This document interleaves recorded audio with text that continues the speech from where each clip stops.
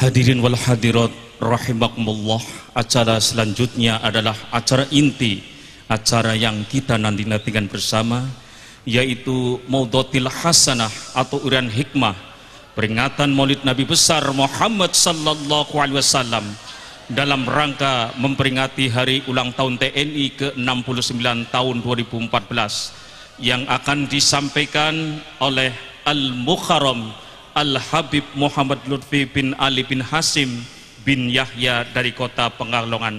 Allahumma salli ala Muhammad, Allahumma salli ala Muhammad, Allahumma salli ala Sayyidina wa Maulana Muhammad.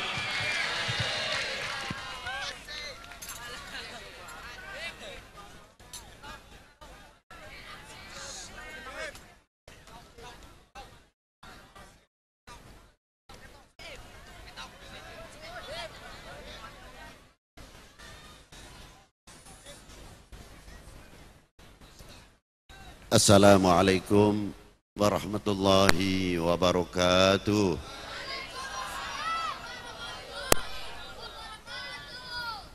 Alhamdulillah wahdah, alhamdulillahi wahdah, wassalatu wassalamu ala sayyid al-kamil bil fadail alladhi khasastahu fil azali bi sahibi jami'i sifatil kamaliyah al-munfaridi fi khalqihi wa khuluqihi bi ashrafil khususiyah,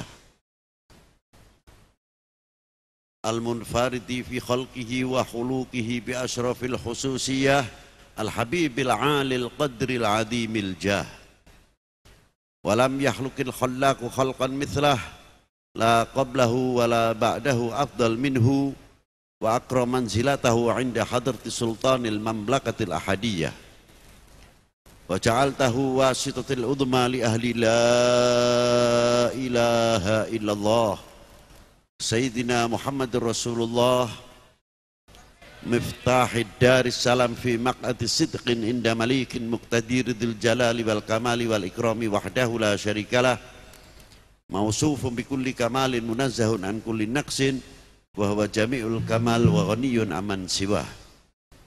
Sallallahu ta'ala alaihi wa ala alihi wa sahbihi fi kulli lamhatin wa nafasin adada ma wasi'ahu ilmullahi amma ba'du. Hadaratil muhtaram al-mukarramun, para sesepuh, bini sepuh, para alim ulama yang saya banggakan dan yang saya hormati,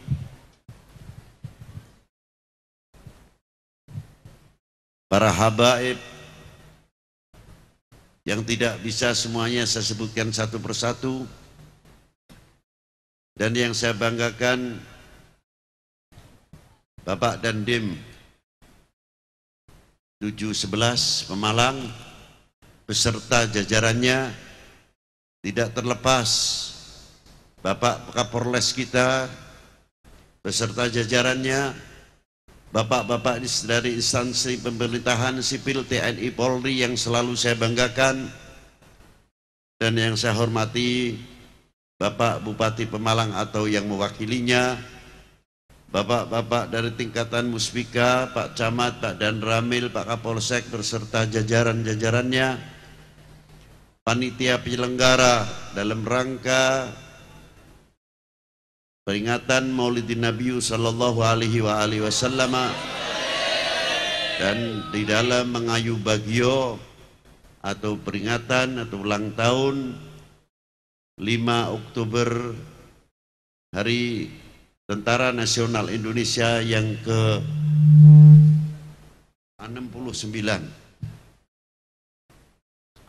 Hadirin wal hadirat rahimakumullah, kita bersama-sama duduk pada malam hari ini, satu kebanggaan yang sangat luar biasa.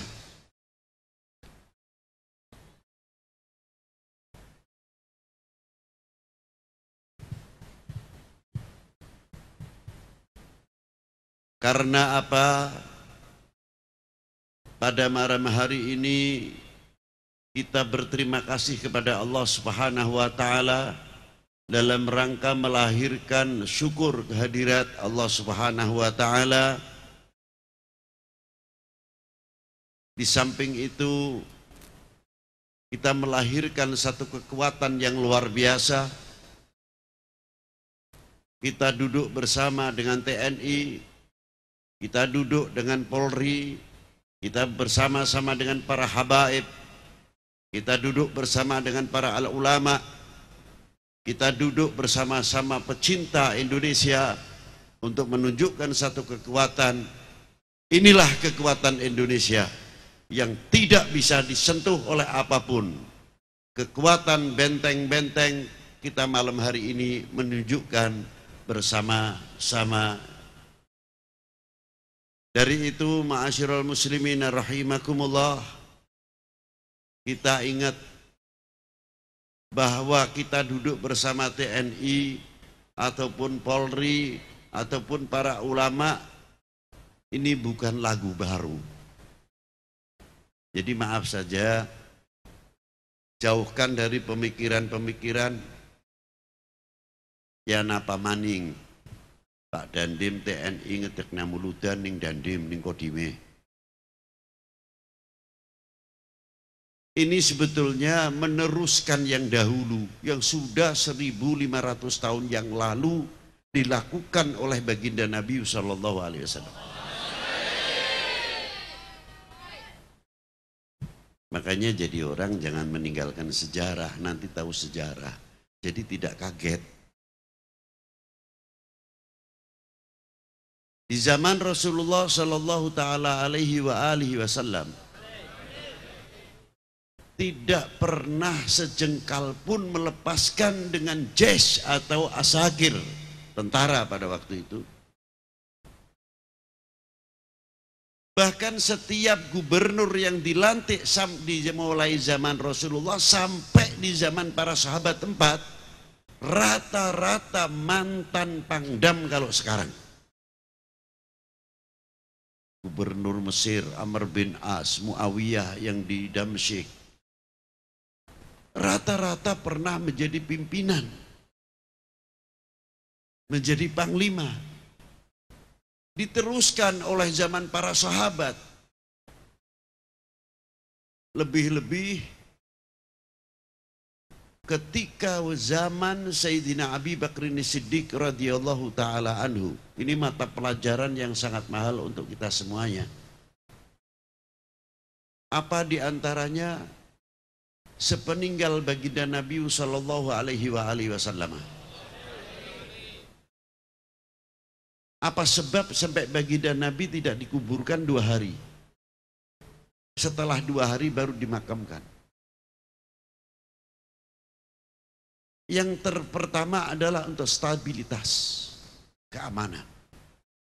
Orang melihat semuanya. Disitulah baginda Nabi belum dimakamkan. Dan sebelum baginda Nabi dipanggil oleh Allah Subhanahu wa taala, beliau telah mengangkat seorang pemuda yang luar biasa menjadi panglima besar. Tapi jangan salah tafsir, namanya sama. Namanya Usamah, bukan Bin Laden. Niru kena, tapi ora pada. Niru aran. Jenderal bintang 4 pada waktu itu umur masih 23 tahun, wakilah 18 tahun. Memberikan satu kesempatan kepada kaulo muda. Luar biasa.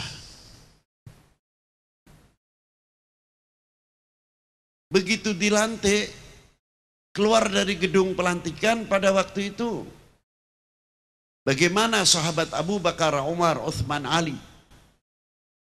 jauh umurnya dibandingkan Usamah, tapi hebatnya, tawaduknya, akhlaknya Sayyidina Abi Bakrin Siddiq sahabat-sahabat sesepuh-sesepuh yang lain menunggu keluarnya Usamah, tidak mau mendahului kudanya yang sudah dipersiapkan. Kalau sekarang kendaraan inventarisnya tidak langsung dinaikin,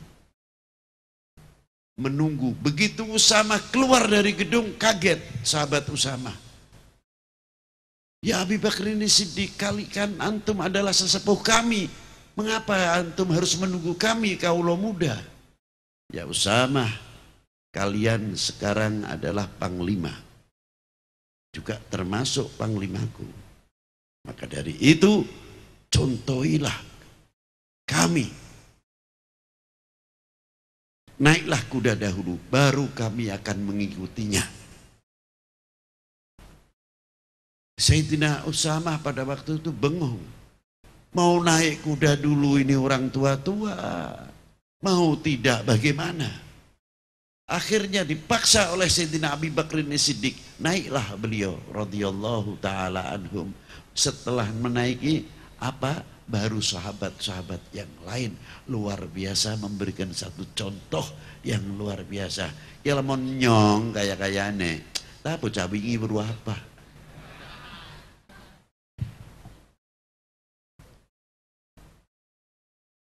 Bocah wingi kan lebih penting kapamaning lebih balik sing pondok wingi. Lah. Tapi tidak, Sayyidina Abu Bakar Siddiq. Bagaimana cara kan memberikan contoh ketauladanan kepada kaula muda. Setelah sahabat Usamah dilepas dengan jumlah pasukan 40.000 dalam perjalanan, Rasulullah dipanggil pulang ke hadirat keharibaan Allah Subhanahu wa ta'ala. Hancur rasanya sahabat Usamah. Balik, diperintahkan oleh sahabat Abu Bakar pulang dengan pasukannya 40.000.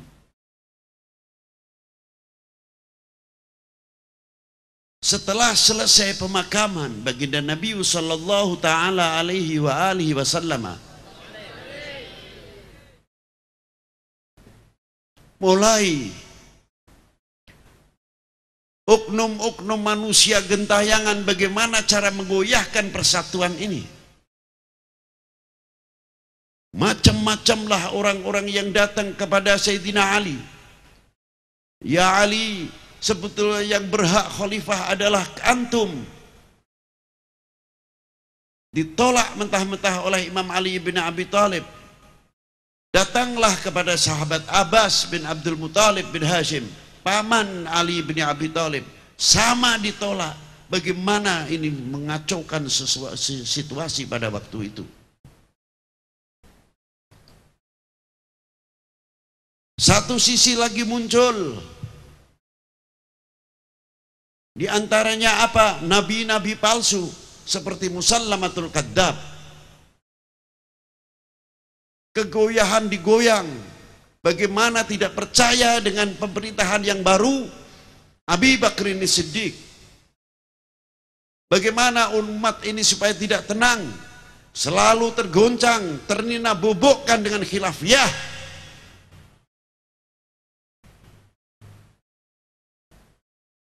Apa yang terjadi pada waktu itu?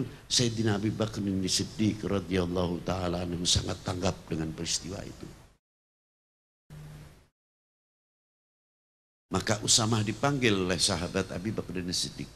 Ya Usamah, saya mohon dengan hormat, besok pasukan semua kumpulkan dengan lengkap segala uniformnya dan tanda kebesaran-kebesarannya. Siap ya Amirul Mukminin. Sahabat semuanya bertanya, ya Abi Bakr Siddiq, ini kan waktu bela sungkawa, Rasulullah belum lama meninggal, baru 2 bulan, masa mau mengumpulkan orang? Disinilah jawabnya Sayyidina Abu Bakr Siddiq, ini termasuk bela sungkawa. Para sahabat bingung, apa ini maksudnya Sayyidina Abu Bakr Siddiq? Yang paham cuma orang-orang tertentu, Imam Ali bin Abi Thalib, Sayyidina Umar bin Al-Khattab, Sayyidina Uthman senyum, tahu maksudnya Abu Bakar ini Siddiq.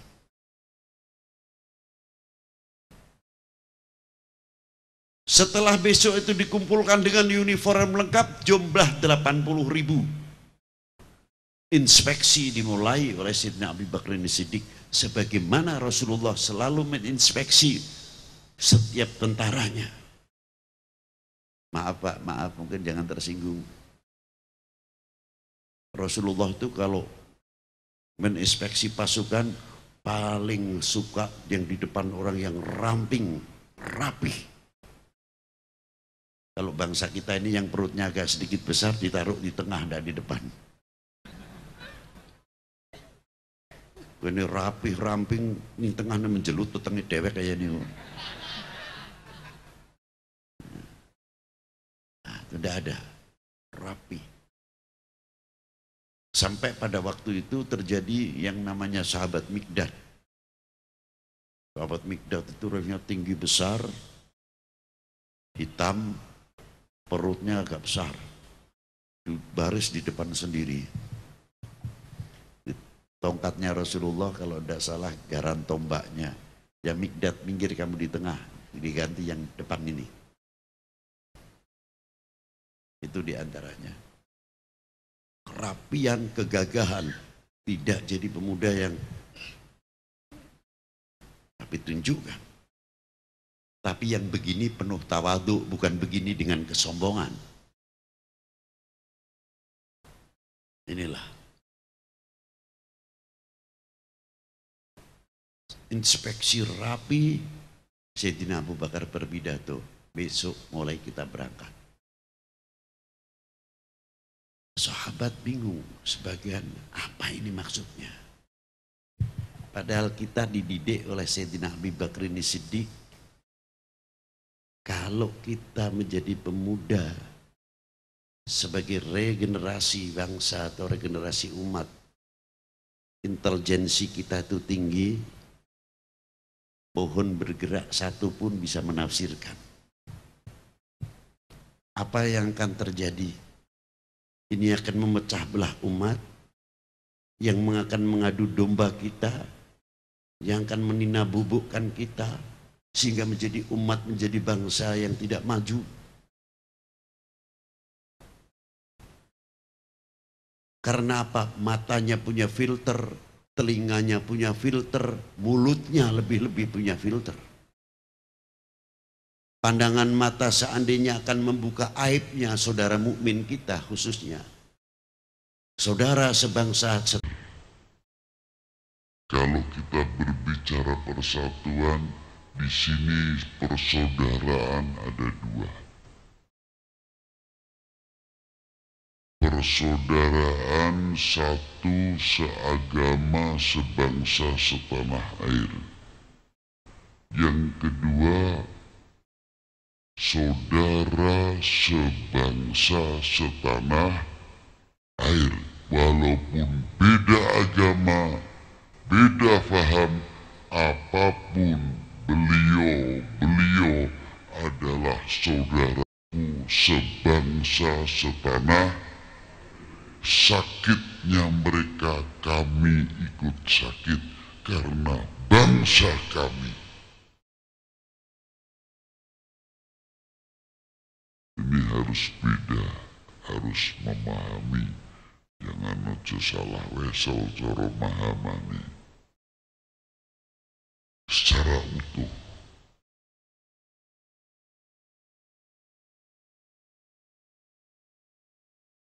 Ma'asyiral muslimina rahimakumullah, kalau ini kita melekat jiwa yang demikian, tidak mudah bangsa ini, umat ini dipecah belah. Dibentur, tidak bisa, karena mulut kita punya filter, telinga kita punya filter, mata kita punya filter, tidak akan bisa membuka aib bangsa sendiri. Kalau kita sudah membuka aib bangsa sendiri, jangan salahkan orang lain untuk jemaah kita. Contoh yang sepele saja, tapi tidak sepele. Kita tidak bisa memungkiri bangsa kita ada saja yang korupsi. Tidak terlepas manusia, bukan nabi, apalagi nabi, wali saja tidak. Pasti ada yang nakal dan sebagainya. Ada yang ingin merugikan umat, ada yang ingin merugikan bangsanya, merugikan negaranya, masing-masing lah. Itu oknum.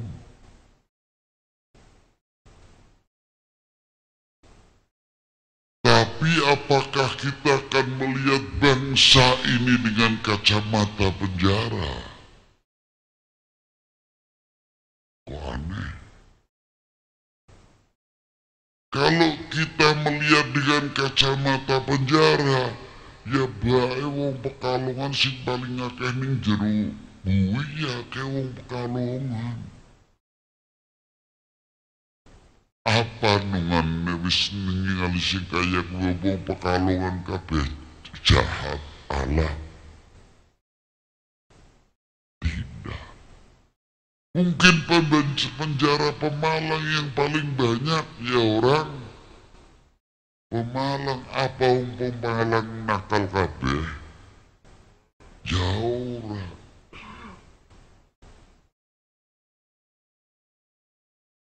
Nah, berapa yang di dalam penjara itu dan berapa jumlahnya orang korupsi itu di antara penjara? Apakah dengan melihat kacamata demikian Indonesia jelek?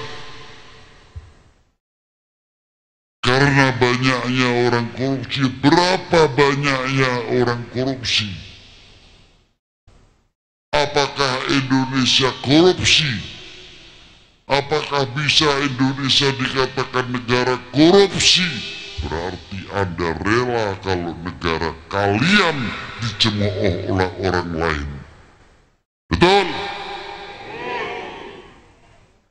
Ngono. Korupsi bisa nasi ngurusi pengadilan, tapi jangan ikut kita membesarkan. Karena apa? Ya, dengan kita ikut membesarkan, orang lain dapat angin. Akhirnya apa? Untuk mengklaim ekonomi Indonesia, tidak percaya investor untuk masuk Indonesia karena kita ikut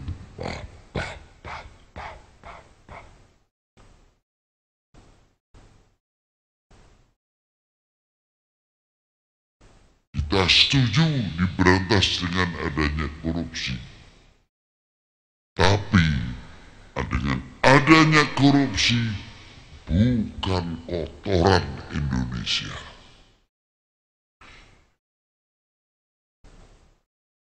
Bukan untuk menjelekkan kita, artinya begitu.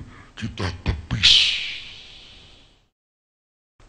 bahwa Indonesia, bangsa Indonesia mempunyai culture yang luar biasa. Dan korupsi bukan ajaran bangsa Indonesia, apalagi Islam tidak mengajarkan. Untuk bangsa Indonesia saja kita melihat culture Indonesia, culture Indonesia tidak mengajarkan Indonesia korup. Sudah kan tenang ngono aman ngono. Inilah. Jadi kalau intelijensi kita, wawasan kita, pola pikir kita punya filter, tidak bisa untuk mendapatkan kesempatan orang lain melu jeblosaken namane ora apik negara kita, negara kami. Itu satu. Tapi kalau kita jadi orang tidak punya tanggap, serba masa bodoh, akhirnya munculnya masa bodoh. Nah, Sayyidina Abu Bakar memberikan contoh kepada kita. Mana yang berdampak mengakibatkan pecah belah dan lain sebagainya. Sehingga kita ini menjadi orang yang mundur. Harusnya kita pemuda-pemuda muslim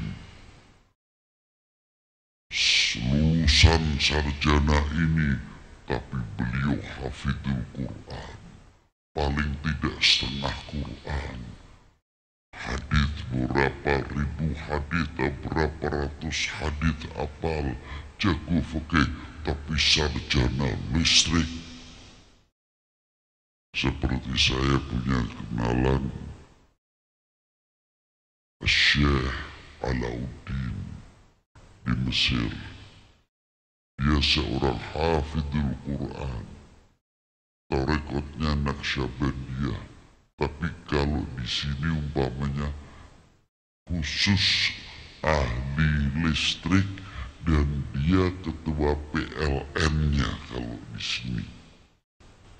Jago urusan listrik, padahal wong tarekat tur apal Quran. Dia guru besar.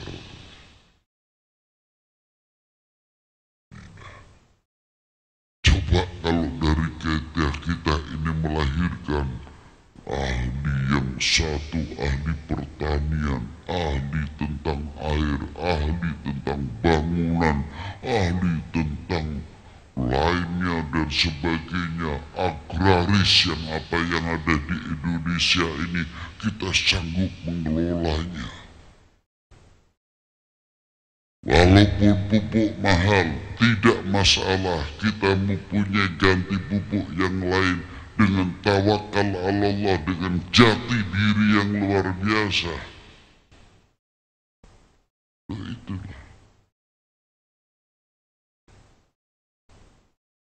Tidak ketergantungan. Dengan demikian kita akan siap menghadapi global ekonomi.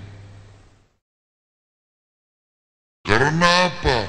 Satu, yang pertama tanah kita subur, kita agraris, dan kita menghargai hasil karya bumi pertiwi, hasil karya bangsa ini. Kita junjung tinggi. Bangsa lain pasti akan menghormati kita. Tapi kalau kita sudah tidak mampu menghormati diri sendiri, jangan salahkan orang lain tidak menghormati bagi kita.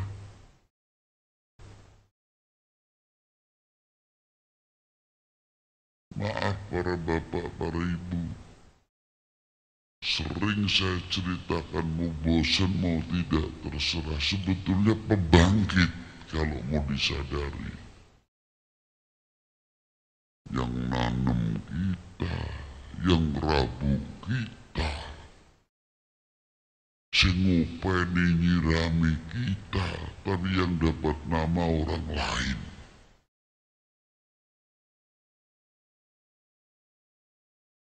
Jambu Bangkok. Padahal yang nyirami sing nandur sing rabuk nyong kabeh. Uripe ning Indo banget tenan.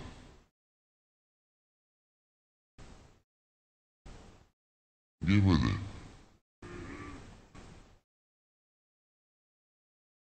Apa kita berat merubah jambu Indonesia? Tegas. Katanya si Bangkok, Bib. Si Bangkok dewek sing kita Indonesia. Yang orang ingkari sing Bangkoknya Bangkok, kita Indonesia. Kan banget dikedeleng itu kulining bulu menyong kedelengana. Orang ning Bangkok akon ngelamun paprimen. Niki lah.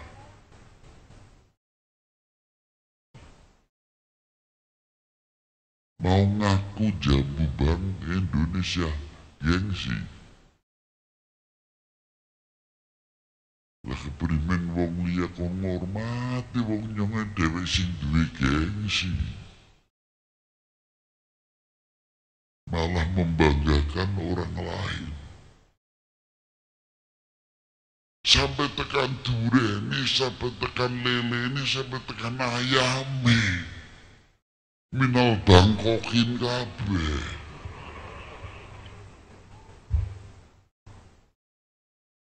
Untung-untung sing lahir durungana begitu bayi lahir keturunan Bangkok gede ya.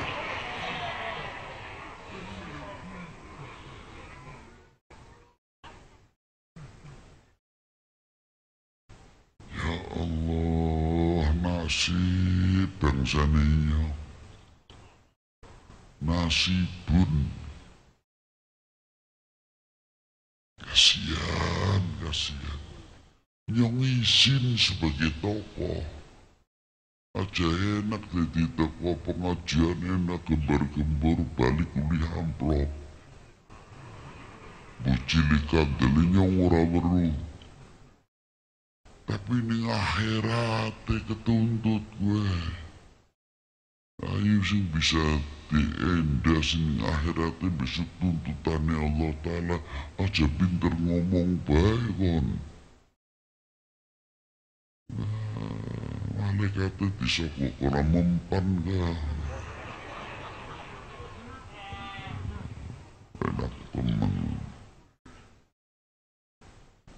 Itulah satu contoh.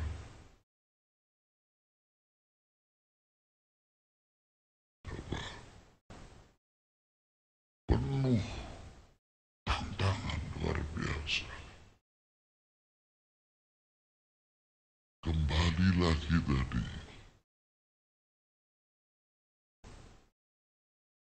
Bara-bara maning anaknya bisa ngambon. Alhamdulillah. Gula Jawa, alhamdulillah. Untung-untung gula Jawa ini ora dadi gula Bangkok. Wis top nih. Sing kelengkengnya sampai tekan anggure sangkan apel le, padahal Malang itu lebih baik apelnya. Pengkemasannya kurang, padahal makan satu apel Malang weke wong Jawa loro masih baik Malang. Cuma masih belum dikemas dengan baik.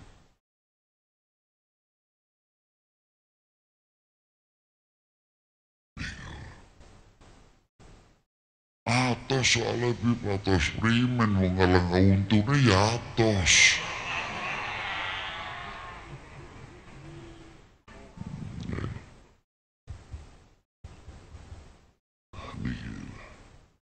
Alasane ono ae. Cuma atos ke kulite kandelen dan sebagainya.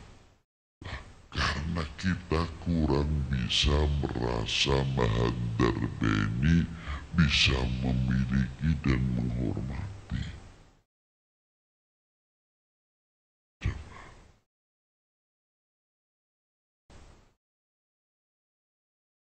Nah, baginda Nabi Sallallahu Alaihi Wasallam membangkitkan.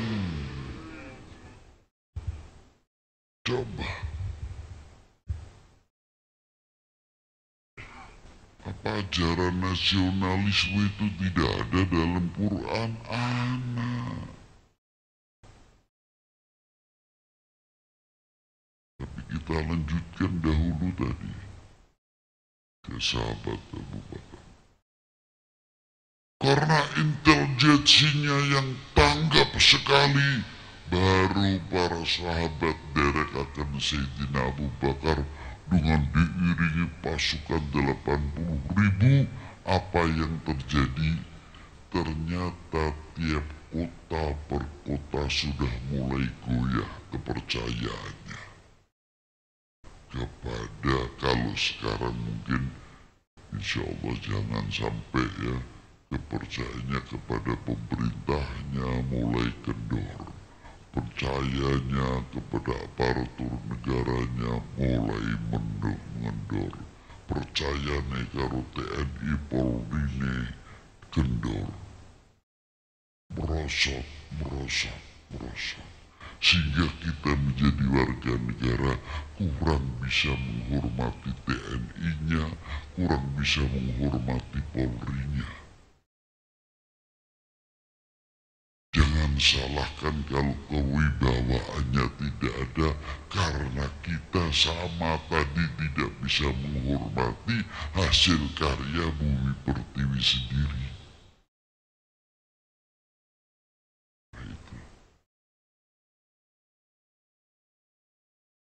Coba kalau kita duduk begini dengan Pak Dandim, Pak Kapolres, Pak Wakil Bupati atau Bupatinya, ada Pak Bupati? Oh, Pak Bupati tidak ada. Masih pergai, pergi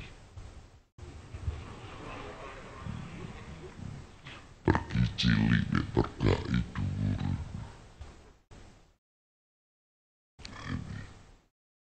Coba kita kumpul. Kalau sudah begini dengan bapak-bapak ini, asik rasanya kok dekat dengan TNI, dekat dengan Polri, dekat dengan bansernya, dekat dengan ulama-ulamanya, dekat dengan para habaib-habaib. Tenang hati ini, senang melihat begini. Sejuk, damai, tenang. Tapi terkadang tersentil juga di hati kita, apa malam ini hari saja kita tenang begini.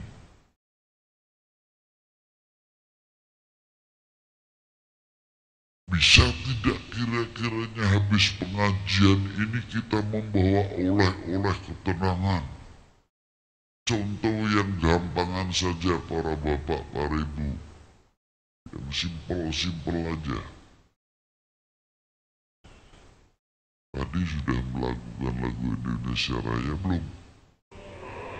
Bener. Dalam lagu. Dalam lagu. Dalam lagu ya. Dalam seremonial ya. Ya, berarti panjenengan ngakuni wong Indonesia ning lagu tok. Apa kaya niku? Hah? Indonesia tanah airku, tanah tumpah darahku. Ini lagu. Apa ning seremonial? Apakah kehidupan panjenengan sehari-hari berani membawa Indonesia tanah airku, tanah tumpah darahku? Itu untuk kehidupan kalian sehari-hari apa dalam lagu? Jawab. Jawab cuma doang kayak setitik tok, kayak panjawab kayak ngeragu. Coba. Kita berani ikrar di dalam lagu Indonesia Raya itu ikrar tidak? Pernyataan itu bukan dalam lagu, cuma dibawa dalam lagu untuk lagu kebangsaan, tapi dalam pernyataan Indonesia tanah airku, nadanya sudah lain dalam lagu. Not itu mengajak, not itu berbicara. Kalau orang ngerti musik, notnya saja sudah mengajak. Not itu sudah keras.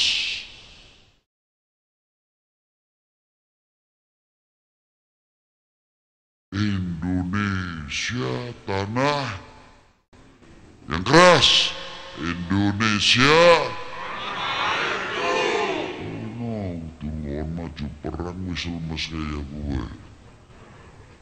Pak tentara dicekali bedil munine duar cepet kon cekali bedil dar.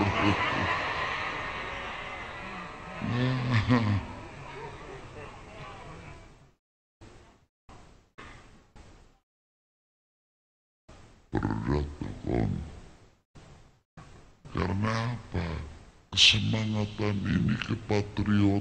Sunan Giri, Muhammad Ainul Yakin, Dewi Saroh, istrinya Kanjeng Sunan Kalijogo. Luar biasa. Mantune ngetop, anake ngetop. Ini Sunan Ampel Ahmad Rahmatillah.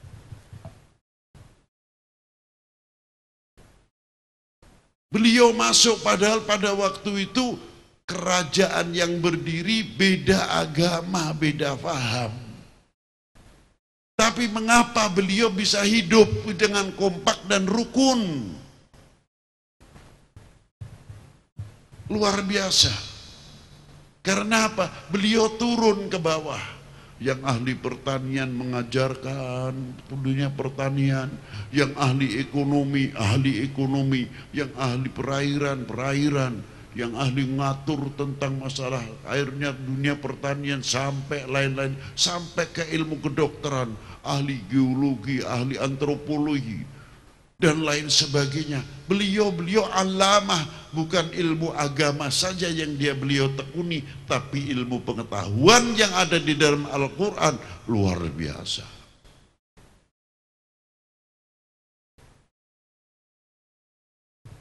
Satu surat kita ambil was-sama'i wat-thariq. Itu yang pertama menerangkan ilmu astronomi, yang bawahnya menerangkan ilmu anatomi, yang ke bawah menerangkan ilmu geologi dan lain sebagainya. Hal tiga ini dikembangkan oleh Kanjeng Sunan Kalijogo pada waktu itu.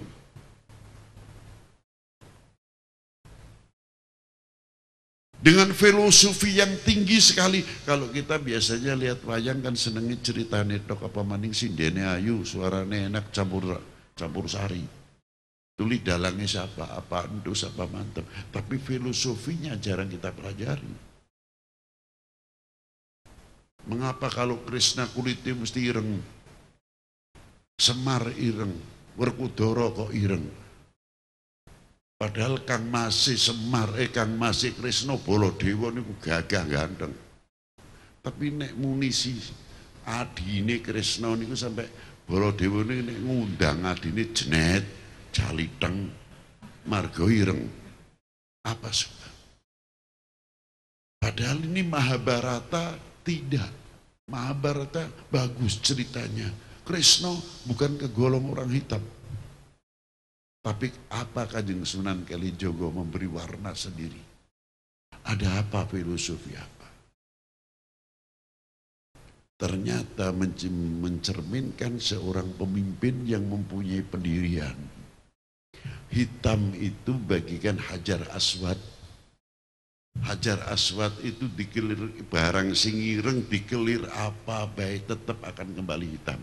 Tidak bakal kalah dengan warna yang lain. Artinya telah menciptakan diri sendiri, jati diri yang mempunyai pendirian yang kuat, yang kokoh. Selaku orang yang beragama, selaku anak bangsa. Kemanapun bisa membawa hidup di Amerika, ya tetap saya adalah orang Indonesia, bukan sebagai. Hidup di mana saja, berani mengatakan, saya kagum dengan Syekh Abdullah bin Mas'ud Al-Jawi. Hidup menjadi guru besar di Masjidil Haram, meninggal pada tahun 950-an. Tertera dalam kitab Jami' Karamatil Aulia juz awal, Juzani. Abdullah bin Mas'ud berani menyebutkan Abdullah bin Mas'ud Al-Jawi. Luar biasa. Ulama Tarekat Qadiriyah. Luar biasa. Ini contoh. Nah, Kresna itu sebelum dia mangku, dipersiapkan dahulu menjadi pemimpin yang siap memimpin, yang mempunyai pendirian, jati diri, harga diri, kehormatan diri, dipegang oleh beliau. Bukan rebutan noto ning durung siap noto. Nek Kresna siap noto, jadi pemimpin yang siap memimpin. Rebutan pemimpin tak gampang kok. Tinggal duitnya pira kayak gue bae. Ini pamane.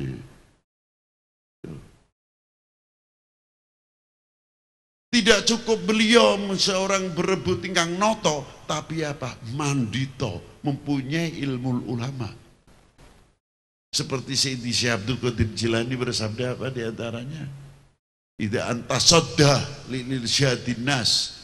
Akhirnya Kanjeng Syekh dawuh illa an a'tahullahu ilmal ulama wa siyasa wa hikmatal hukama wa siyasatal muluk. Duwe ilmune ulama, weruh ning hukum, weruh ning politik negara, itu partai. Politik negara, politik pemerintah. Ya pan ngendi ki nyong kudune priye, nyong bantune sing ngendi, karena tahu. Nah, itu hebatnya. Tidak cukup mandito tapi mempunyai kaca benggala. Nek cara sakniki niku ingkisaf. Kalau tidak ingkisaf firasatnya tajam. Ya pan kejadian apa bisa membaca yang berlalu, yang akan datang. Yang kedua, mempunyai cupu manik, mempunyai tempat menyimpan rahasia. Tidak mudah membongkar rahasia bangsa, rahasia negara. Kenceng bener kehormatan itu dipegang. Itulah diantara. Dan yang ketiga, mempunyai senjata pemungkas adalah cakranya. Itu Kresna. Itu filosofinya untuk kita. Yang kedua, Werkudara utawa Bima, kulite ya padha ae Bima ireng. Tulang punggung yang mempunyai kekuatan, harga diri, jati diri, dan lain sebagainya. Tangguh. Umpamane gadane ucul, ora peduli, ora wedi. Sebab apa? Punya senjata sendiri apa? Kuku ponconokonya. Tidak ketergantungan. Itu hebatnya. Sehingga beliau bisa melahirkan 3 tokoh yang luar biasa. Siapa 3 tokoh? Kita si nyong weruhe apa nih Garut Kaca bisane mabur ning wayang. Padahal itu filosofi yang luar biasa. Siapa sih ahli antariksa sekarang? Ahli satelit, ahli IT, dan sebagainya. Sputnik bisa melahirkan, bisa menciptakan pesawat, bisa menciptakan lain dan sebagainya. Telekomunikasi. Nah, itu tugasnya Gatot Kaca. Entah sekarang kemana Gatot Kaca itu. Yang kedua, Antareja, nyong weruhe silem ning bumi bae. Kesaktiane, padahal ahli pertanian. Antareja, ahli geologi, vulkanologi, tahu persis bagaimana tanah ini harus dilola sehingga bisa menciptakan kesejahteraan.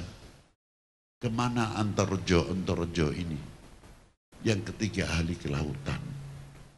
Bagaimana ikan ini supaya subur, tambah bagaimana kita memelihara laut supaya bumi ini tidak kena erosi. Ontoseno. Bukan sekadar cerita kesaktian. Yang ketiga, Semar. Sebagai orang bawah, wongisoran rakyat yang siap dipimpin, menciptakan diri yang siap dipimpin. Bukan berebut menjadi pemimpin, tapi siap dipimpin. Ya aman, sing mimpin siap mimpin, sing dipimpin siap dipimpin. Enak, ora ruwet. Ya sing mimpin apik bener, ayo ngalor kene ning idul. Nah ini. Itu sudah diberi contoh oleh ulama-ulama kita. Beliau berhasil wali 9. Bisa ngislamna wong sabrak-abrak ning Indonesia. Saiki kiai akeh, ulama akeh, habib akeh, ngislamna wong siji wis setengah mati. Berarti kalah karo wong sangat. Nih, satu contoh saja. Habib Lutfi pengajian di mana saja terkadang ya banyak malu sebetulnya. Apa orang ngamplopi malah diamplopi. Tapi wali 9 sampai sekarang. Coba kalau ziarah ke wali 9 itu hasilnya apa? Barokah ya karuane. Karomah ya karuane. Ada lain itu coba. Itu ilmu yang sangat luar biasa. Sing kuburan di Sunan Ampel di tengah kampung. Bisa menciptakan pasar kecil. Pasar kerakyatan. Toko-toko sing larang-larang malah jodolin ning jero kampung ora di luar jalan raya yang luar biasa. Coba. Sarung Samarinda sing mahal kumpul ning kono kabeh. Wong dodol makanan Timur Tengah, makanan biasa. Busana muslim yang mahal dan yang paling murah kumpul di situ komplit. Sebab di situ ada Kanjeng Sunan Ampel. Coba ning kono langsung Sunan Ampel. Terus sing ziarah tekado salamullah ya sada minar rahman ya syakum kene carane dewe maning kene yasin kene tahlilan kene ini kene itu ora ribut. Bismillahirrahmanirrahim yasin wal qur'anil hakim kon doblos apa kowe.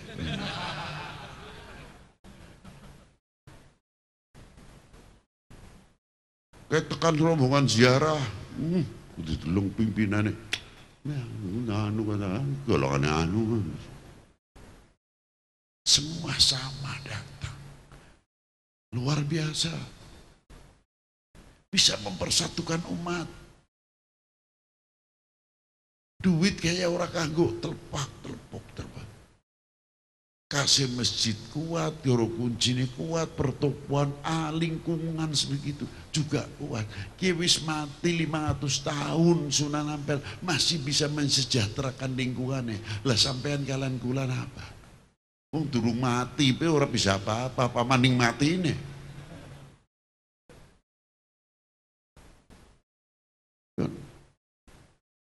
Contoh malih niku Kanjeng Sunan Gunung Jati. Coba. Separuh non muslim, separuh muslim. Luar biasa. Yang non muslim dari menyan yang paling kecil sampai lilin sing paling gede sampai sing buntek. Komplit. Sing nyong sing galongan muslim ini kene. Wis buka kiai ini abang, ngoblos abang, ijo, rawur kabeh kumpul dadi siji. Sing dikire macam-macam sing kana la ilaha illallah la ilaha illallah sing kene illallah la ilaha illallah sing buri ngebut illallah la ilaha illallah la ilaha illallah la ilaha illallah ora ribut. Jadi sing mau lagune enak la ilaha illallah la ilaha illallah ya kan dikira kayang-kayang ning dada ngantem temenanan. Wis dikira cara nyong bae ya Allah la ilaha illallah. Antep ya. Jare sing mantep dikira kaya niku ngomongin apa? Sampean kula mantepe kados niki, mun sampean sih ongko-ongko mawon lah sampean. Kula mantepe kados niki. Ampun sampean nganu niku lah sing ki wong loro masih padu sing mau dikire illallah la ilaha illallah illallah la ilaha illallah wong loro rombongan loro padu wae niki. Akhirnya niki sing tiyang kalih niku mlingu kok. Nggih maning dikire ngebut, jare sing ngebut nyong ora ngebut ora uli akeh wong.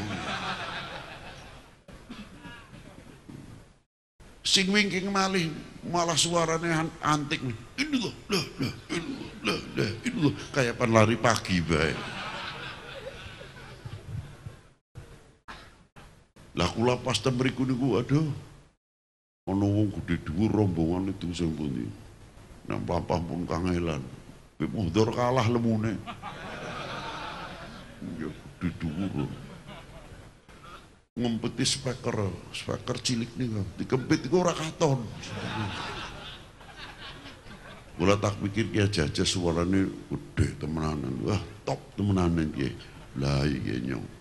Pas paling minggir beda, khawatir. Wis tak pikir la hadratin Nabi Mustafa sallallahu alaihi wasallam. Pikire bayangane kula. Malah pikir walik-walik. Ila hadratin Nabi Mustafa.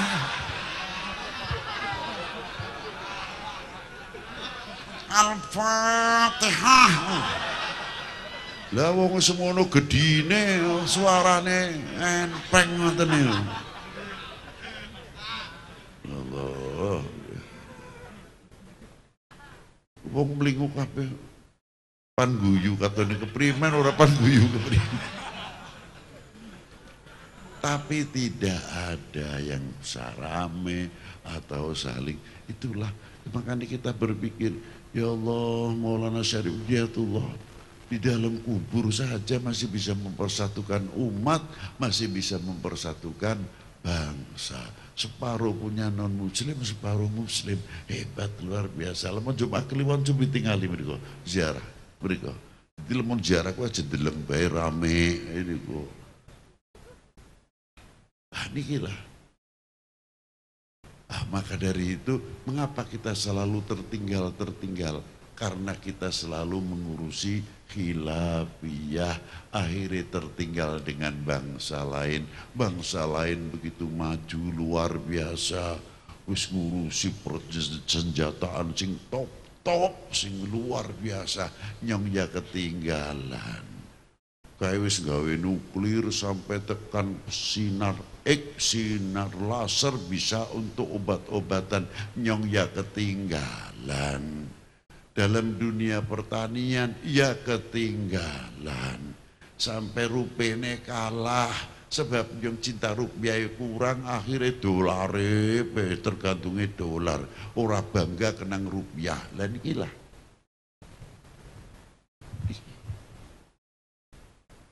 Coba, bikin melentur. Ternina bubuk begitu dan begitu. Akhirnya ketinggalan. Lah kapan maju nih? Untuk ke depan bangsa ini. Maka dari itu ma'asyiral muslimin rahimakumullah. Cobalah kita, ayo kita berpikir menengok sejarah-sejarah para ulama yang ikut luar biasa andil besar dalam syiarul Islam khususnya. Dan tokoh-tokoh kita, bangsa kita yang andil besar dalam andil memerdekakan bangsa ini dari belenggu penjajah dan kebodohan.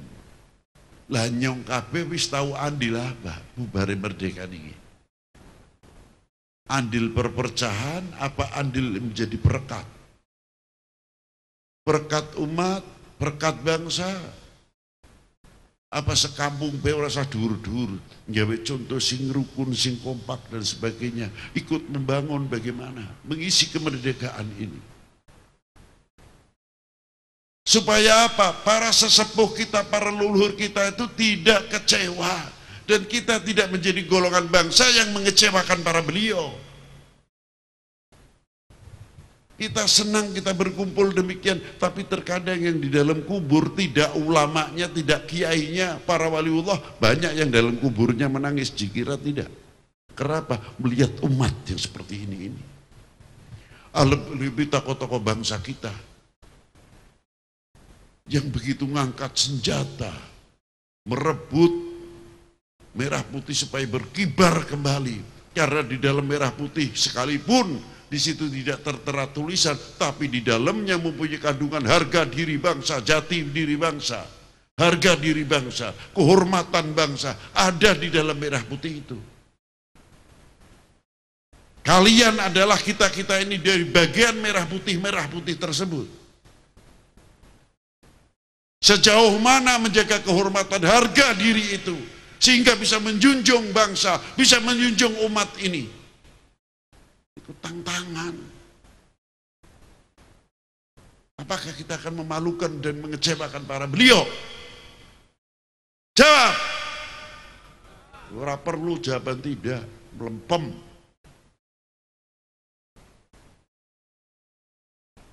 Jawab kalau kita tidak, tunjukkan kalau kita tidak. Perubahan.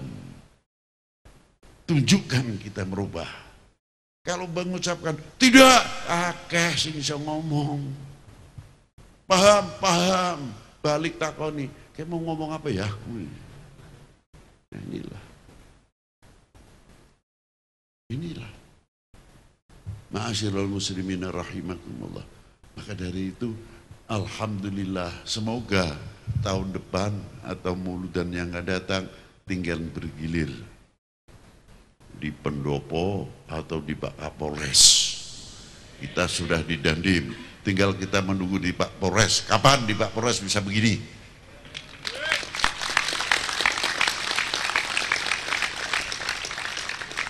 Untuk kita tunjukkan bahwa TNI, Polri, ulama, masyarakat tidak bisa dipecah. Tidak bisa dipecah. Tidak bisa dipecah. Bangsa Indonesia tetap satu, tidak bisa dipecah. Indonesia cuma satu, tidak bisa dipecah. Tetap kita mempertahankan NK. Harga tidak basah. Assalamualaikum warahmatullahi wabarakatuh.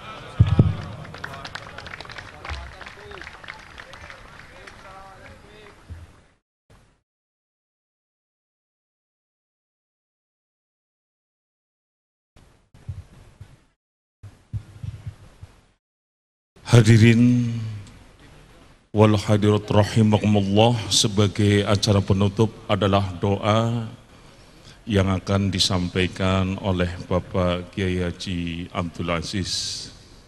Dipersilakan.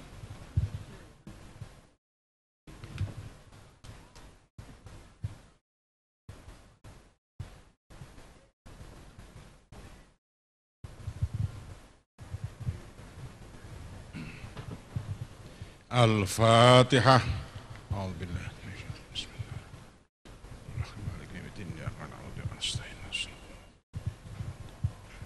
Bismillahirrahmanirrahim. Allahumma sholli wa sallim ala sayyidina wa maulana Muhammad.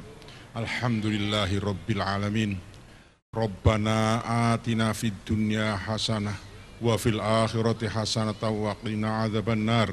Rabbana atina fid dunya hasanah wa fil akhirati hasanatan wa qina adzabannar. Rabbana atina fid dunya hasanah wa fil akhirati hasanatan wa qina adzabannar.